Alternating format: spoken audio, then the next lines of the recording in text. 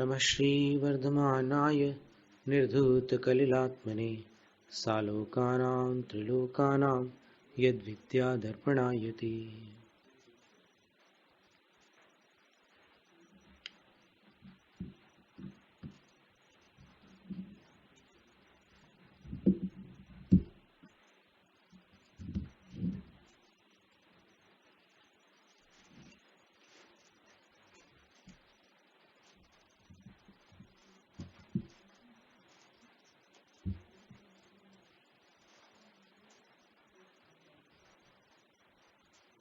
अब शिक्षा व्रत का वर्णन है। अणुव्रत, गुणव्रत और अब शिक्षा व्रत। अणुव्रत 5 थे, गुणव्रत कितने थे? 3 थे। कौन से?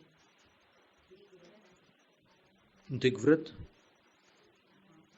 अनंत दंड विरति और भोगोपभोग परिमाण। अब शिक्षा व्रत है। सांप्रतम शिक्षा व्रत स्वरूपम, शिक्षा व्रत स्वरूप प्ररूपणार्थमाह।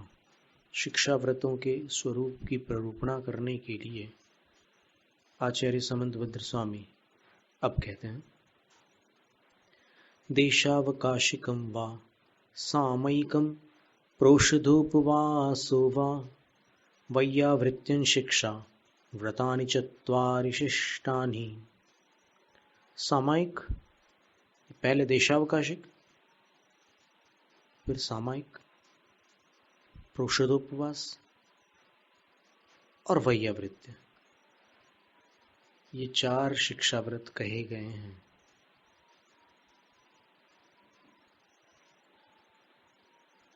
देशावकाशिकं स्यात् कालपरिच्छेदनेन देशस्य प्रत्यहमणुव्रतानां प्रतिसंहारो विशालस्य।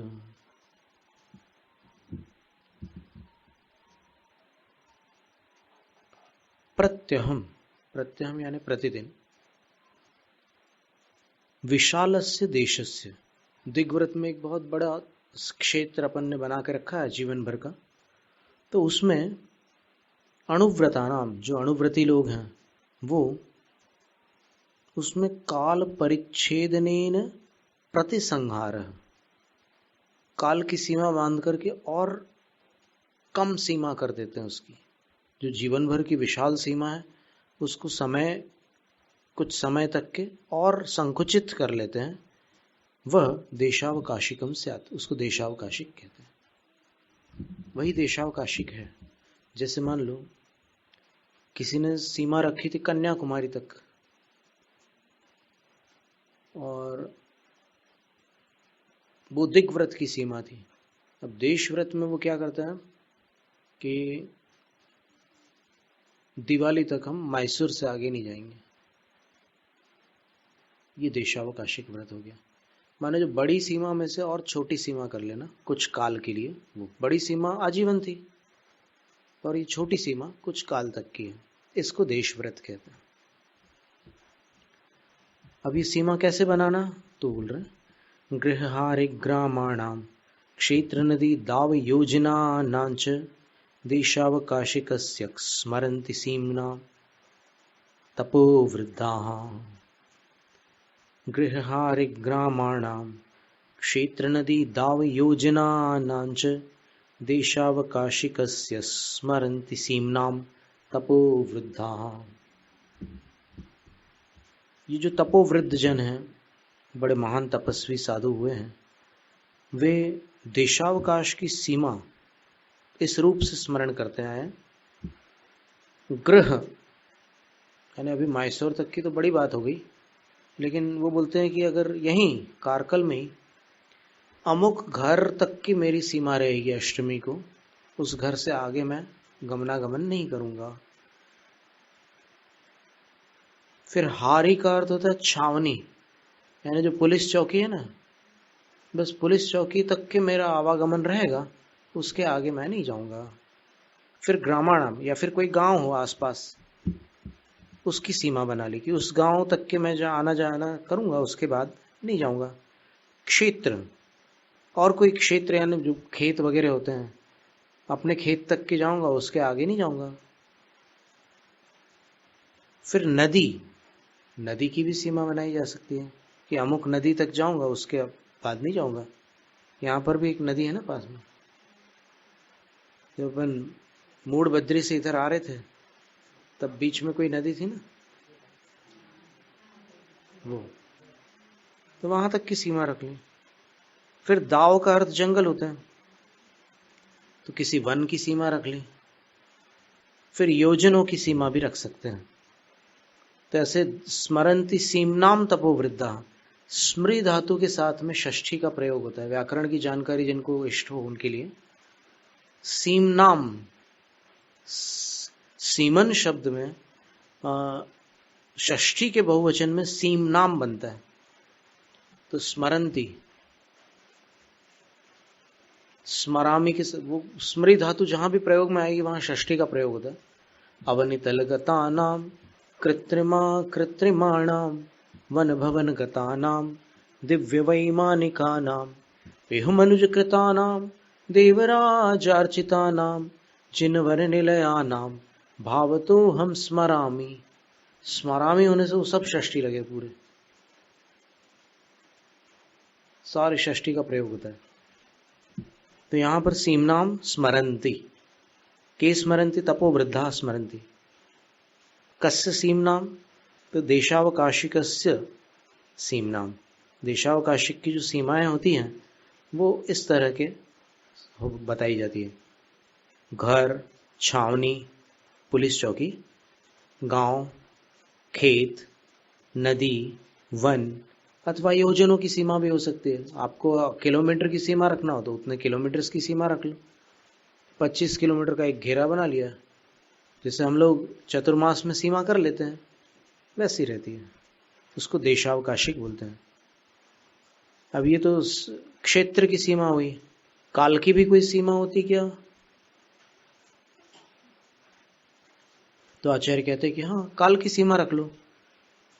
संवत्सर मृतुमयनम मास चतुर्मास पक्षम रक्षंच देशावकाशिकस्य प्राहु कालावधिम प्राज्ञाः। प्राज्ञ जनों ने, ज्ञानी जनों ने बताया कि कालावधि, देशावकाशिक की कालावधि 1 वर्ष की हो सकती है,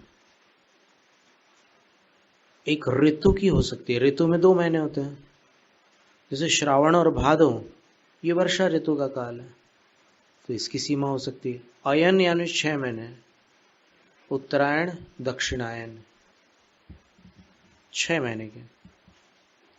फिर मास यानी 1 महीना, चतुर्मास यानी 4 महीने। इसको कई लोग चातुर्मास बोलते हैं, तो चतुर्मास शब्द है, चातुर्मास के बदले चतुर्मास शब्द सही है। यहाँ लिखा है चातुर्मास लिखा है या फिर चतुर्मास लिखा है या वर्षा योग लिखा है? बहुत बढ़िया, एकदम सही, दिमाग का काम। चतुर्मास चातुर्मास का कोई चक्कर ही। पक्ष, पक्ष यानी 15 दिन। मृक्ष, ऋक्ष, ऋक्ष का अर्थ एक नक्षत्र होता है,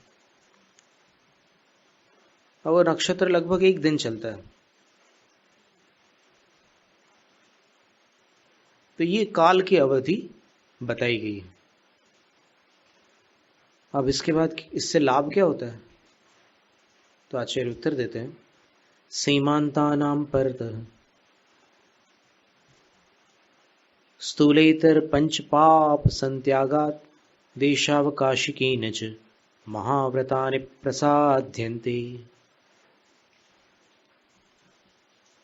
सीमा के बाहर, जैसे दिग्व्रत में था ना, वैसे ही देशव्रत में भी आपने कुछ समय की सीमा ली है, लेकिन उतने समय के लिए सीमा से बाहर स्थूलेतर पंचपाप संत्यागात्, स्थूल और सूक्ष्म 5 पाप का त्याग हो जाता है। तो उसके कारण देशावकाशिकेन च, जैसे दिग्व्रत से महाव्रत साधे जा रहे थे, वैसे देशावकाशिक व्रत से भी महाव्रतानि प्रसाद्यन्ते, भली भांति महाव्रतों की भी सिद्धि की जाती है, यानी महाव्रत हो जाता है सीमा के बाहर। अणुव्रतों में ऐसा रहता है कि बड़े पापों का त्याग होता है, बारीक पाप जो होते हैं वो नहीं छूटते। तो अभी ये क्या सीमा बना ली, तो उसके बाहर तो बारीक पाप भी छूट जाते हैं, इसलिए महाव्रत जैसी स्थिति बनती है। अब इसमें दोष क्या लग सकते हैं? प्रेषण शब्दानयनम रूपाभिव्यक्ति पुद्गल क्षेपौ देशावकाशिकस्य व्यपदिश्यन्ते इत्ययाः पंच अत्ययाः व्यपदिश्यन्ते। 5 अतिचार कहे जाते हैं देशावकाशिक के। प्रेषण, अब अपन नहीं जा रहे हैं बाहर सीमा के, तो किसी और को भेज दिया कि भाई तुम चले जाओ, मैं तो नहीं जा सकता, मेरी लिमिट है, तुम जाकर के ये काम कर देना। तो बाहर से संपर्क तो बनाया हुआ है ना, इसलिए दोष लग रहा है। खुद नहीं चाह रहा है इसलिए उतना तो पल रहा है उसका। फिर शब्द, शब्द का अर्थ होता है कि अपने स्वर के माध्यम से सीमा के बाहर संपर्क स्थापित करना। जैसे स्वर यंत्र आजकल बहुत होते हैं, मोबाइल वगैरह, उसके माध्यम से लिमिट के बाहर कहीं से कहीं संपर्क हो सकता है, देश विदेश कहीं भी, बस अंतरिक्ष में भर नहीं होता है।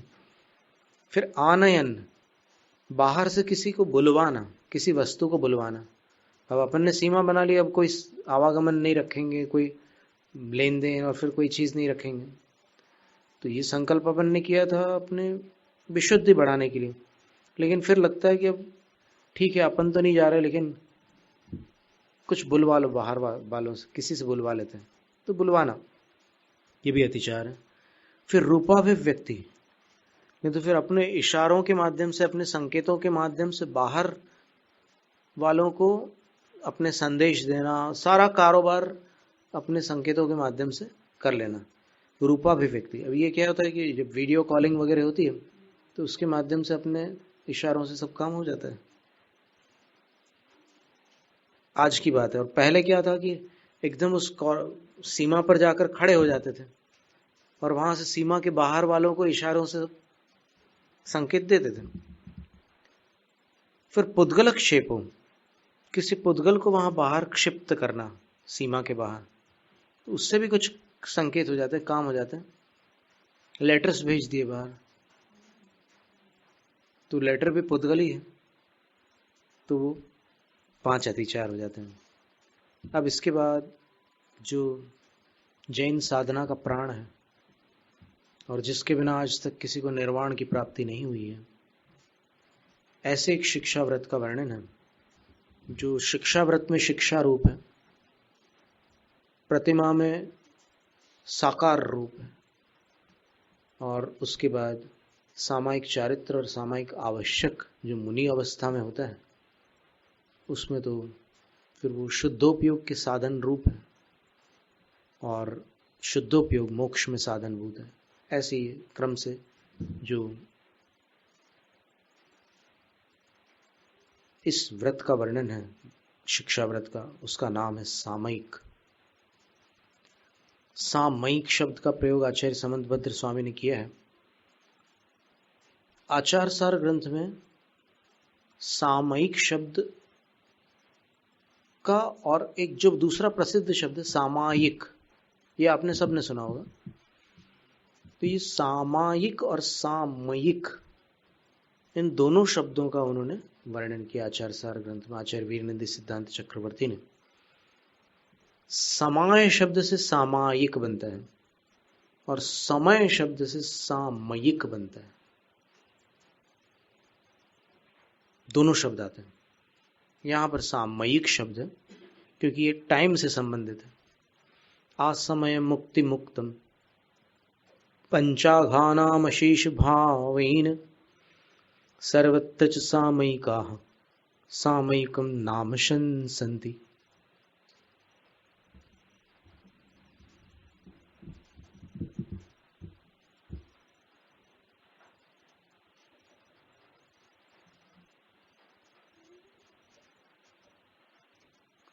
सर्वत्र एक शब्द है, सर्वत्र का अर्थ होता है सीमा के अंदर और सीमा के बाहर, सर्वत्र इसी को कहेंगे। तो सर्वत्र सीमा के भीतर और बाहर, अशेष भावेन, अशेष भावेन यानी पूर्णतः, पूरी तरह से, पंचाघानाम असमय मुक्ति मुक्तम, 5 पापों का एक समय पर्यंत बिल्कुल मुक्त, उनका बिल्कुल ही त्याग कर देना, उसको सामयिका सामयिकम नाम शंसन्ति, उसका नाम सामयिक है। सा सामयिक कहते हैं। सामयिक का अर्थ क्या है? आगम के ज्ञाता गणधर देवादिक, क्योंकि समय का अर्थ आगम भी होता है, समय का अर्थ काल भी होता है। तो आगम के ज्ञाता गणधर आदिक सामयिक किसको कहते हैं?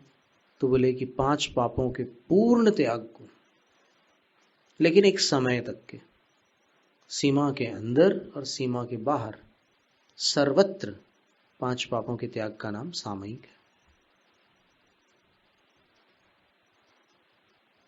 अब इसमें द्रव्य, क्षेत्र, काल, भाव सब विवक्षाओं से वर्णन करते हैं आचार्य। देखिए कैसे वर्णन है। मूर्धरुह मुष्टिवासो, कितने समय तक सामयिक करना? तो उसका उत्तर दे रहे हैं, मूर्धरुह मुष्टिवासो बंधम पर्यंक बंधनं चापि स्थानमुपवेशनं वा समयं जानन्ति समयज्ञाः।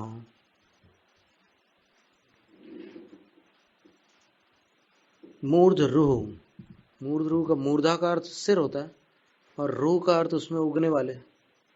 तो सिर पर उगने वाले क्या है? बाल है।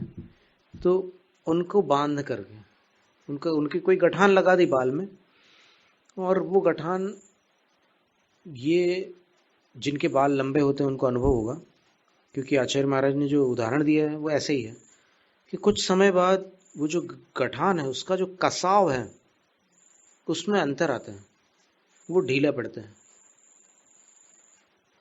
तो आचार्य कहते हैं कि ऐसा समय का संकल्प कर सकते हैं आप सामयिक का। 5 पापों का त्याग मैं उतनी देर तक करता हूं जितनी देर तक मेरे बाल कसे हुए हैं,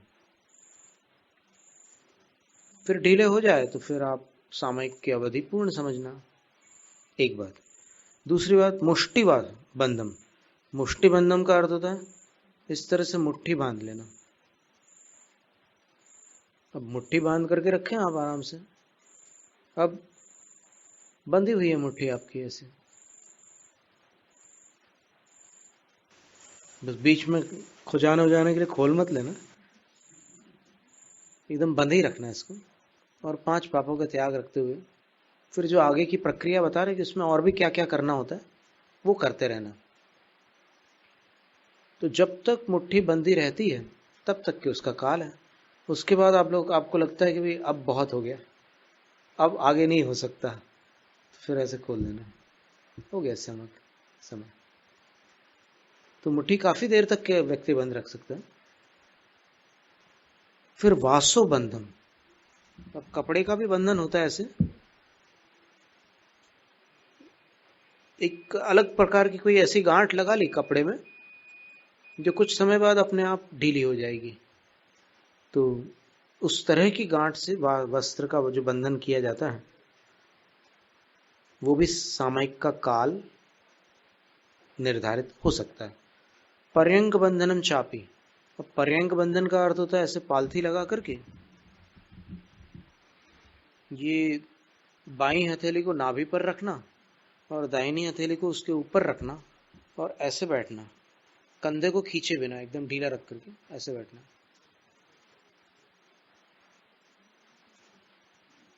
और ऐसे बैठते समय ये जो हाथ है इसको पैरों में, जांग में नहीं टच नहीं करना। अगर आपके हाथ मोटे तगड़े और शरीर भारी है तो फिर तो टच हो ही जाएगा, लेकिन ऐसे अपनी तरफ से टच नहीं करना है, ऐसे रखना है। तो ऐसे रख करके जितनी देर बैठ सको वो सामयिक का काल हो जाएगा। पर्यंक बंधन कहते हैं कि पंचम काल में ये पर्यंक आसन सामयिक के लिए बहुत उत्तम है।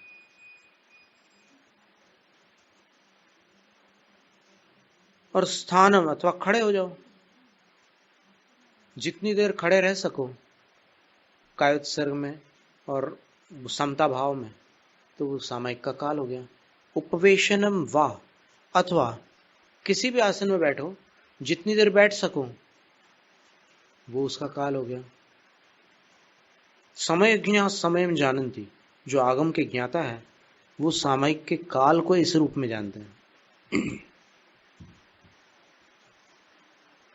अब इसमें जो गांठ लगाने वाली बात है ना, वो गांठ ऐसी मत लगा देना कि 2-4 दिन तक ना खोले।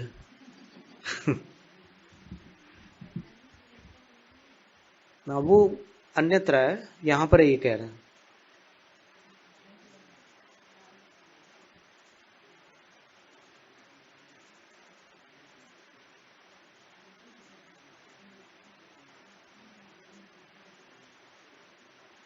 तो इस सामयिक की वृद्धि उत्तर उत्तर करने योग्य है। तो कैसे वृद्धि करना तो बता रहे हैं आचार्य महाराज। एकांते सामयिकम निर्व्याक्षेपे वनेषु वास्तुषु च चैत्यालयेषु वापि च परिचेतव्यम प्रसन्न धिया। प्रसन्न बुद्धि होकर के, सामयिक में बैठने के पहले मूड खराब करके नहीं बैठना, एकदम खुश होकर के बैठना। कहाँ बैठना है या कहाँ पर सामयिक करनी है, तो बोले एकांत, एक क्षेत्र बता रहे हैं। वो काल था, अब क्षेत्र बता रहे हैं। एकांत, एकांत स्थान हो। और कैसा हो एकांत स्थान? कीड़े मकोड़े मच्छर मक्खी वगैरह वहां पर हो, ऐसा एकांत नहीं। निर्व्याक्षेपे, जहां पर व्यवधान आदि न आते हो, ऐसे एकांत स्थान।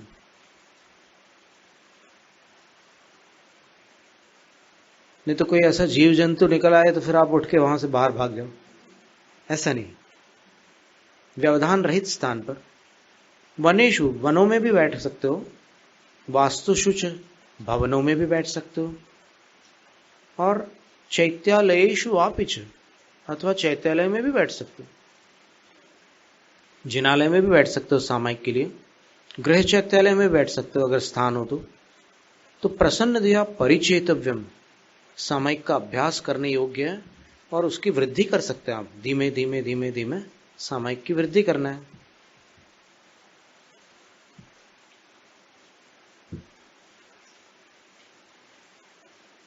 और सामयिक का और विकास कैसे हो सकता है, तो आचार्य कहते हैं व्यापार वही मन स्यात् विनिवृत्त्यामंतरात्म विनिवृत्त्या सामयिकम बध्नीया दुपवासे चैक भुक्तेवा।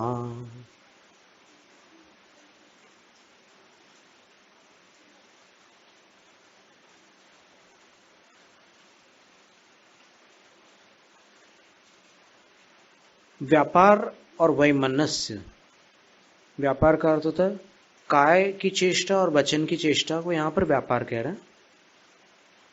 और वैमनस्य का अर्थ होता है मन की अस्थिरता।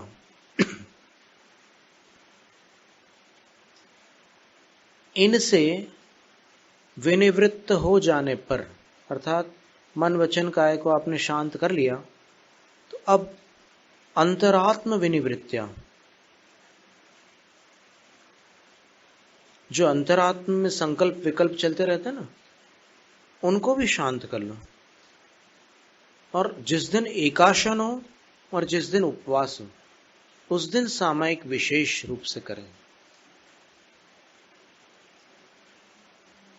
रोज आप 48 मिनट करते हो तो उस दिन थोड़ा सा अधिक कर सकते हैं, और थोड़ा और क्वालिटी वाली और बढ़िया ढंग से सामयिक कर सकते हैं।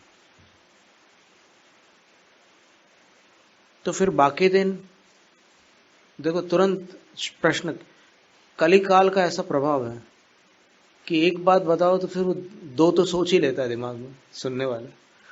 तू क्या कह रहे कि फिर बाकी दिन, ये तो आपने कह दिया उपवास और एकाशन, तो हम रोज थोड़ी करेंगे उपवास, रोज एकाशन थोड़ी करेंगे, हम तो 2 बार खाने वाले हैं। तो आचार्य उत्तर देते हैं सामयिकम प्रतिदिवसम यथा वदप्यनलसेन चेतव्यम व्रत पंचक परिपूर्ण कारणम अवधान युक्तेन।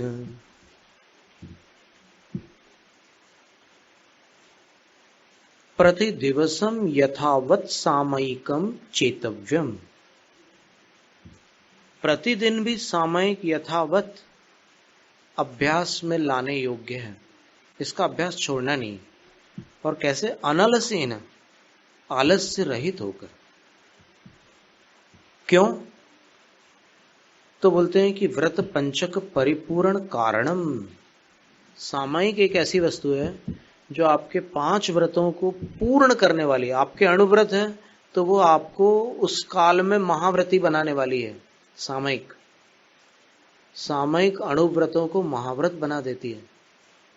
इसलिए अवधान युक्तेन चेतव्यम, सावधान होकर के, सावधानी युक्त होकर के सामायिक का अभ्यास करने योग्य है।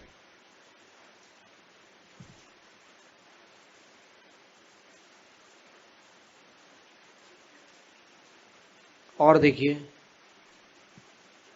सामयिक के काल में और क्या होता है बता रहे हैं।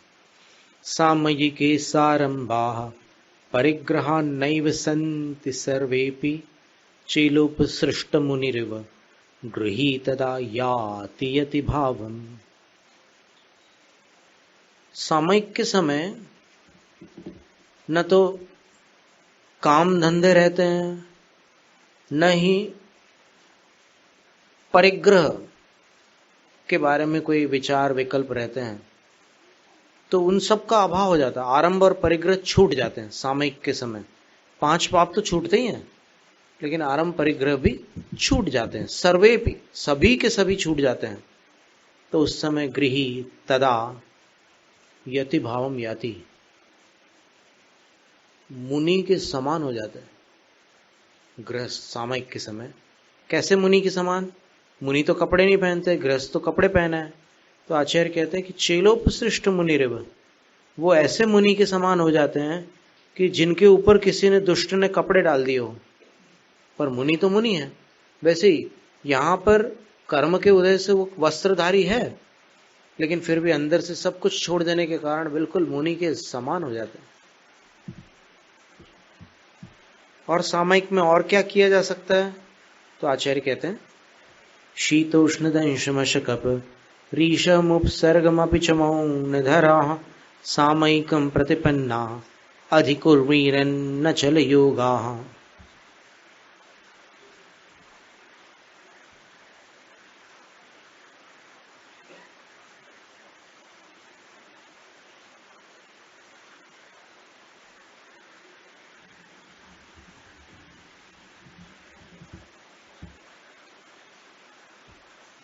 ठंड लगे सामयिक के समय तो समता भाव रखना, कोई बात नहीं। लग रही है इंद्रिय का विषय है, तो 8 प्रकार के स्पर्शन इंद्रिय से ज्ञान में आ जाते हैं। तो लग रही है ठंड, तो है, ठीक है, ठंड है, उसके प्रति आर्त ध्यान नहीं करना। ठंड लग रही है, सामयिक में आप बैठे हैं, तो फिर कितनी ठंड लग रही है, ये सब नहीं करना। बेचैन नहीं होना, शांत रहना। और उष्ण, अगर गर्मी ज्यादा पड़ने लग जाए सामयिक के समय, तो उस समय ये नहीं सोचना ऐसे पसीना आ रहा है, सामयिक चालू है लेकिन मन में और भी चीजें आ जाती है ना, तो ये नहीं सोचना आज तो हवा भी नहीं चल रही। उष्णता को भी सहन करना। दंश मशक, मच्छर वगैरह भी काटते हैं कभी सामयिक में। सामयिक के समय शांत रहना। परिश्रम, और भी अनेक प्रकार के कष्ट हो सकते हैं, जैसे आसन का भी दर्द होता है सामयिक के समय, पैर एकदम झंझनाहट आ जाती है या फिर शून्यता आ जाती है, तो समता रखना। उपसर्ग मपीच, और फिर आचार्य कहते हैं कि उपसर्ग में भी समता रखना, विचलित नहीं होना। देखो सामयिक के समय कुछ ऐसे उदाहरण आते हैं शास्त्रों में, गृहस्थों के ऊपर भी उपसर्ग हुए थे, लेकिन वो विचलित नहीं हुए थे। तो फिर देवों ने उनको विद्या अधिक प्रदान की थी। अपन ने पढ़ी है कथा, जिनदत्त सेठ श्मशान में सामयिक में स्थित थे। चतुर्दशी का उनने उपवास किया हुआ था, प्रोषद उपवास, और वो देव आ गए, भारी उपसर्ग किया उन्होंने, तो फिर उस उपसर्ग से वो विचलित नहीं हुए। तो सवेरे उनने माया समेट कर, अब उसमें से जो उपसर्ग करने वाले व्यंतर देव थे, उन्होंने तो सेठानी का कटा हुआ सिर लाकर सामने दिखाया, तो भी उन्होंने सामायिक नहीं छोड़ी। कितनी बड़ी बात है। तब फिर लास्ट में वो देवों ने प्रसन्न होकर उनको आकाशगामिनी विद्या प्रदान की। वही आकाशगामिनी विद्या लास्ट में अंजन चोर को मिलती। तो गृहस्थों में भी ऐसे पक्के लोग होते हैं, ये बात आती है शास्त्रों में। तो मौन धारण करके सहन करना इन सब चीजों को, और अचल योगा, ध्यान में अचल रहना है, ध्यान से विचलित नहीं होना। ये अभ्यास ही मुनि दीक्षा के बाद केवल ज्ञान में सहायक होगा। देखो, भरत स्वामी जब थे, घर पे थे, दीक्षा नहीं हुई थी, तो ऐसी सामायिक करते थे शाम के समय। मूलाचार प्रदीप में आचार्य सकल कीर्ति भट्टारक जी ने लिखा है कि इतने सारे उदाहरण आते हैं अपने शास्त्रों में, लेकिन भरत स्वामी जैसा कोई उदाहरण नहीं आता कि जिनने दीक्षा ली और तुरंत केशलोंच करके जैसी ध्यान में खड़े हुए और केवल ज्ञान हो गया उनको। बाहुबली स्वामी को 1 साल लगा, आदिनाथ भगवान को 1000 साल लगा, सुमतिनाथ भगवान को 20 साल, अभिनंदन नाथ भगवान को 18 साल, शांति कुंतु आर्यनाथ भगवान को 16 साल, संभवनाथ भगवान को 14 साल, अजितनाथ भगवान और महावीर स्वामी को 12 और 12.5 साल, और इस तरह अलग अलग समय अवधि में सबको केवल ज्ञान हुआ है। 9 साल सुपार्श्वनाथ भगवान को और नमीनाथ भगवान को 9 साल लगे केवल ज्ञान प्राप्त करने में, और फिर 4 साल पुष्पदंत भगवान को लगे, 3 साल विमलनाथ भगवान को और शीतलनाथ भगवान को लगे,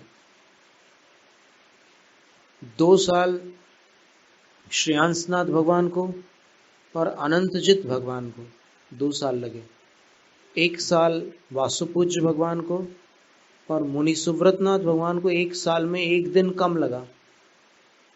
11 महीने 29 दिन में केवल ज्ञान हुआ। वैशाख कृष्णा दशमी को उन्होंने दीक्षा ली थी, और अगले साल वैशाख कृष्णा नवमी को उनको केवल ज्ञान हो गया था। और फिर 6 महीने में पद्मप्रभ भगवान को केवल ज्ञान हुआ। 4 महीने में पार्श्वनाथ भगवान को केवल ज्ञान हुआ। 3 महीने में चंद्रप्रभ भगवान को केवल ज्ञान हुआ। 56 दिन में अरिष्ट नेमी तीर्थंकर को केवल ज्ञान हुआ। और अब कितने बचे? हो गए पूरे। 6 दिन में मल्लिनाथ भगवान को केवल ज्ञान हुआ। देखिए, पूरे 24 हो गए ना। या अब नाम के क्रम से देखते हैं। आदिनाथ भगवान 1000 साल, अजितनाथ भगवान 12 साल, शंभवनाथ भगवान 14 साल, 1 2 3 4 करके नंबर डालते जाओ। 1000 साल आदिनाथ भगवान, अजितनाथ भगवान 12 साल, 12 ईयर्स।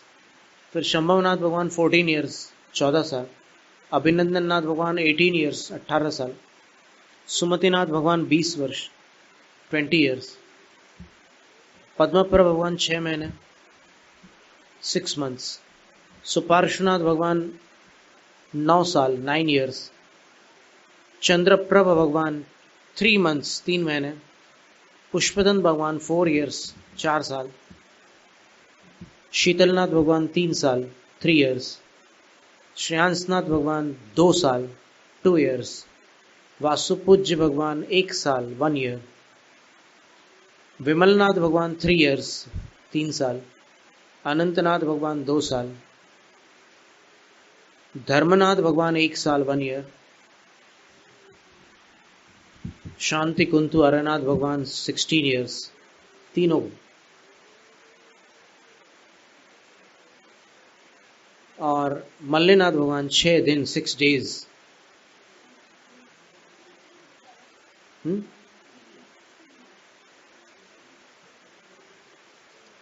फिर मुनि सुव्रत भगवान 11 months 29 days। नमीनाथ भगवान 9 years 9 साल। मुनि सुव्रत भगवान 11 महीने 29 दिन। फिर नेमिनाथ भगवान 56 days 56 दिन। पार्श्वनाथ भगवान 4 महीने और महावीर स्वामी 12.5 वर्ष 12.5 years।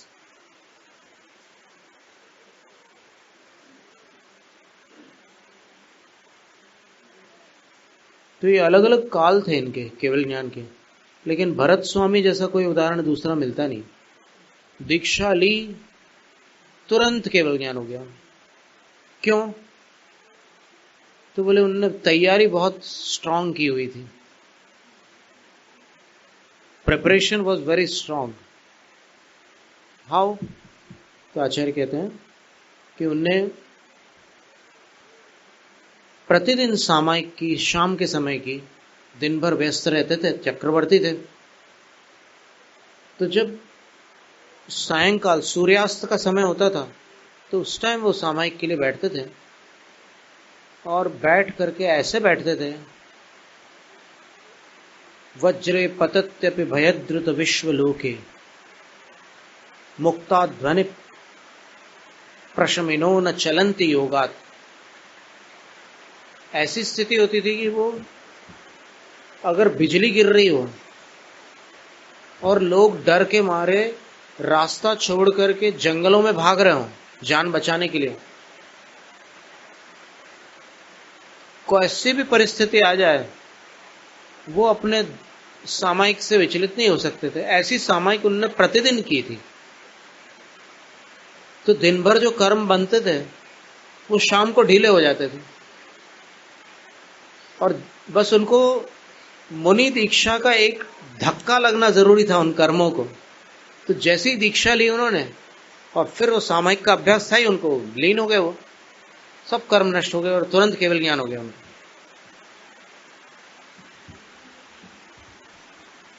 नहीं, तीर्थंकर के सामने दूसरे तीर्थंकर नहीं होते, ये नियम है। एक तीर्थंकर दूसरे तीर्थंकर को आमने सामने देख नहीं सकते। तो ये सारे कष्ट सहन करें, अंदर क्या भाव करें सामायिक में वो बताते हैं। अशरणम अशुभम अनित्यम दुःखमनात्मान मावसामि भवम मोक्षस्तद विपरीतात्मेति ध्यायन्तु सामयिके। मैं जिस संसार में निवास करता हूं वो वहां कोई किसी को बचाने वाला नहीं है। यानी जब कर्म का तीव्र उदय आता है तब कोई किसी का रक्षक नहीं होता। Friends disappear when trouble arrives. दोस्त मुसीबत के समय लापता हो जाते हैं, अदृश्य हो जाते हैं। तो इस संसार में कोई किसी की रक्षा नहीं करता। अशुभम, ये अशुभ भी है। क्यों अशुभ है? क्योंकि इसमें फंसे रहोगे तो पाप का बंध होता रहेगा। कई काम ऐसे करने पड़ते हैं न चाहते हुए भी जिसमें पाप लगता है। तो अशुभ है ये संसार। और अनित्यम, यहां कुछ भी हमेशा टिक नहीं सकता। सब कुछ अपने आप नष्ट होता है या किसी कारण से नष्ट हो जाता है। नश्वर है ये संसार। सुंदरता चली जाती है कुछ वर्षों के बाद, कुछ वर्षों के बाद आकर्षण चला जाता है, कुछ वर्षों के बाद बालों का रंग चला जाता है तो बॉटलें रखनी पड़ती है वो खिजाब की, कलरिंग के लिए, हेयर डाइज। और क्या क्या नहीं है, कोई चीज रहती नहीं, सब कुछ चला जाता है, बस अपन अकेले रह जाते हैं। तो ऐसे संसार में मैं निवास कर रहा हूं, यहां दुख ही दुख है। सुख तो केवल कल्पना में है, वास्तविक सुख यहां पर नहीं है। तो ऐसे संसार में मैं निवास कर रहा हूं, और जो मोक्ष है वो इससे ठीक उल्टा है। मोक्ष किसी बचाने वाले की वहां जरूरत नहीं है, वहां बचे हुए रहते हैं। जो संसार से बच गए वो मुक्त है, वो अशुभ नहीं है, वहां न पुण्य है न पाप है, वो अनित्य नहीं है, नष्ट नहीं होने वाला, हमेशा रहने वाला है। इति सामयिके ध्यायन्तु, सामयिक में ऐसा ध्यान करना है। आचार्य कहते हैं कि इस प्रकार का ध्यान लगाओ सामयिक में बैठकर। अब सामयिक में बैठने पर 5 दोष लगते हैं, वो बता रहे हैं। वाक्काय मानसानाम दुःप्रणिधानान्यनादरास, दुःप्रणिधानान्यनादरस।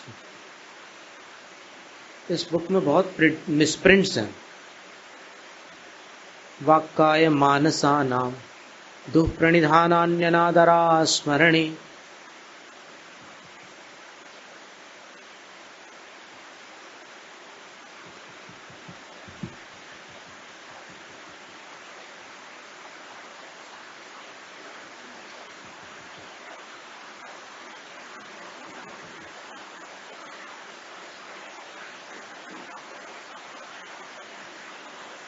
सामयिकस्यातिगमा व्यज्यन्ते पंचभावेन।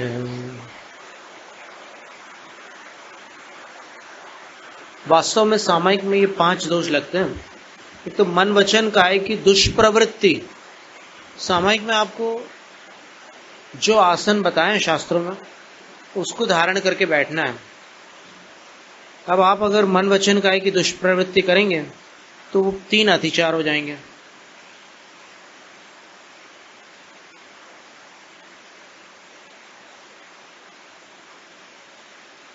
अब वो दुष्प्रवृत्तियां कैसे हो सकती है? तो शरीर संबंधी दुष्प्रवृत्ति तो ये हो सकती है कि बैठे बैठे आप थोड़ी देर बाद ऐसे अंगड़ाई लेने लग जाते हैं या फिर ऐसे उंगलियां चटकाने लग जाते हैं, या फिर हाथ पांव को अव्यवस्थित ढंग से प्रसारित करने लग जाते हैं। तो वो सामयिक के अतिचार कहलाएंगे। आपको सामयिक के काल में बिल्कुल शरीर को स्थिर रखना है, ये सब हरकतें नहीं करनी है। फिर वचन के दुष्प्रणिधान क्या है? जैसे आप सामयिक करने बैठे और आपको गर्मी लगने लगी तो फिर आप तो उठेंगे नहीं, तो किसी को इशारा कर रहे अब उसको हूं करके बुला रहे हैं आप, फिर वो आता है पूछता है कि क्या है, तो फिर इशारे से बोलते हैं मेरा मौन है। तो फिर क्यों बुलाया? बोले वो पूछता है कि बुलाया क्यों?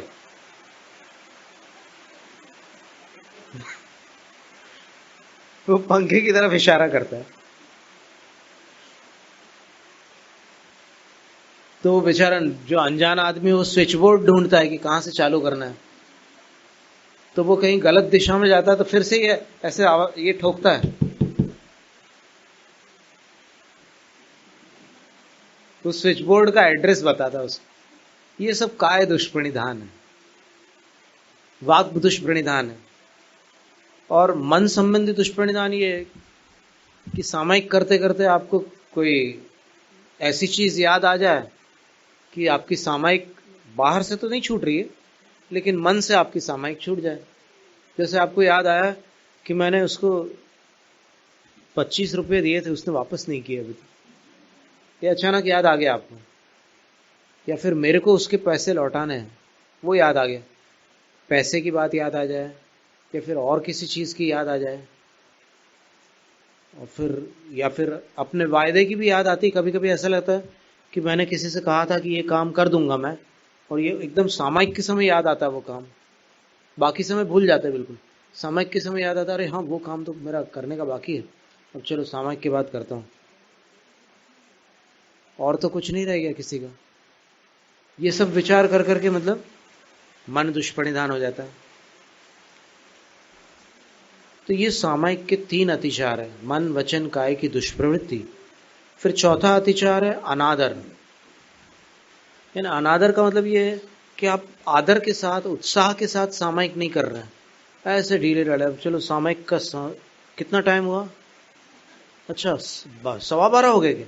ओह चलो अब तो सामायिक करनी पड़ेगी भाई, जाओ यार बाद में मिलते हैं। तो वो करनी पड़ेगी, ये जो शब्दावली है अनादर है।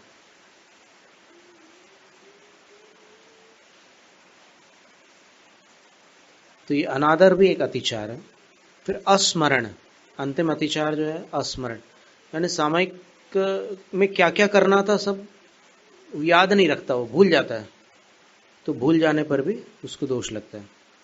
तो इस तरह सामयिक शिक्षा व्रत का वर्णन यहाँ पर पूर्ण होता है। इसके उपरांत प्रोषधोपवास का वर्णन है। कल अष्टमी है या आज अष्टमी है? असल में कल भी है, दोनों 2 दिन अष्टमी है। जैनम जयतु शासनम।